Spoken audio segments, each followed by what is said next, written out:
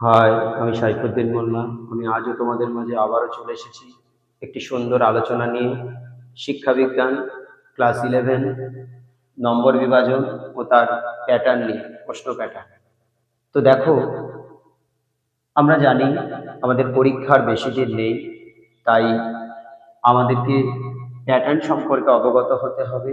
এবং প্রশ্ন প্যাটার্ন যদি না জানি কোন চ্যাপ্টার থেকে কত নম্বর পড়বে, এটা যদি আমরা ঠিকঠাক না জানতে পারি তাহলে নম্বর ক্যারি করা যাবে না। তাই আশা করি সবাই এ সম্পর্কে অবগত আছো। যদি না জেনে থাকো তাহলে এখনো এই সিলেবাস তোমাদের খাতায় লিপিবদ্ধ করা উচিত। তো তার আগে জানাই টার্গেট এক্সক্লুসিভ চ্যানেলের পক্ষ থেকে আন্তরিক প্রীতি, শুভেচ্ছা, ভালোবাসা। তো চলো, প্রিয় ছাত্রছাত্রী, আজ আমরা মূল পর্বে ফিরে যাই। তো দেখো, ইতিমধ্যে আমরা পরীক্ষা দিয়ে এসেছি ফার্স্ট সেমিস্টারে গ্রুপ এ এবং গ্রুপ বি। এখন আমরা পরীক্ষা দিতে যাব গ্রুপ সি এবং গ্রুপ ডি। গ্রুপ সি দুটো ইউনিট 1 এবং 2, এবং গ্রুপ ডিরও দুটো ইউনিট 1 এবং 2। গ্রুপ সির 1 ইউনিটে আছে শিক্ষা এবং মনোবিজ্ঞান, যেখান থেকে 2 নম্বরের একটি লিখতে হবে। এসএ কিউ 2 মার্কের এবং এসএ কিউ 5 মার্কের একটি লিখতে হবে। টোটাল ইউনিট 1 গ্রুপ সির ইউনিট 1 7 লিখতে হবে। তারপরে দেখো গ্রুপ সি ইউনিট 2, যেখানে বৃদ্ধি ও বিকাশ চ্যাপ্টার থেকে 2 নম্বরের দুটো পড়বে, 5 নম্বরের কোনো কোশ্চেন থাকবে না, 10 নম্বরের একটি লিখতে হবে, টোটাল 14।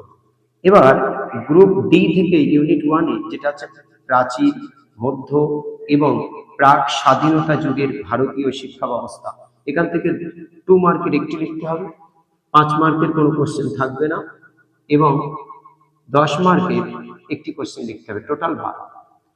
এবার দেখো গ্রুপ ডি যেটা ইউনিট 2-তে, সেখান থেকে ভারতীয় শিক্ষার বিকাশ, ভারতীয় সমাজ সংস্কারকদের অবদান। ভারতীয়